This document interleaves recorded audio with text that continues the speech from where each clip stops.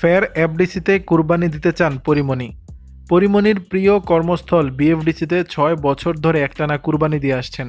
২০১৬ সাল থেকে ২০২১ সাল পর্যন্ত প্রতি বছর একটি করে গরু বাড়িয়ে এফডিসিতে কুরবানি দেন। সর্বশেষ বছর ৬টি গরু কুরবানি দেন এ নায়িকা।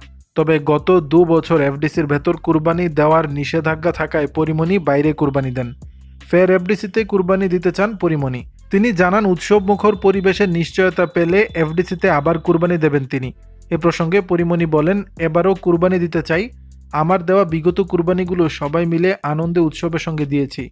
তবে সবশেষ দেওয়া কুরবানি নিয়ে আমার তিক্ত অভিজ্ঞতা হয়েছে, তাই আমি এফডিসিতে কুরবানি দেওয়া থেকে সরে এসেছি।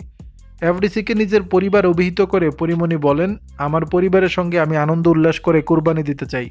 যদি এফডিসির কেউ ভেতরে আনন্দময় পরিবেশে সবাইকে একসঙ্গে নিয়ে কুরবানি দেওয়ার নিশ্চয়তা দিতে পারে তবে কুরবানি দেব। পরীমনিকে আশ্বস্ত করে ডিপজল বলেন, অসুবিধা নেই, আমরা সবাই একসঙ্গে আনন্দ ভাগাভাগি করব। কেন এফডিসিতে কুরবানি দিতে বাধা দেওয়া হবে? সে সময় বাধা দেওয়ার বিষয়টি আমি জানতাম না। আমরা একসঙ্গে কুরবানি দেব, আনন্দ ভাগাভাগি করব। কুরবানি শেষে ময়লা ধুয়ে পরিষ্কার করে দেয়া হবে।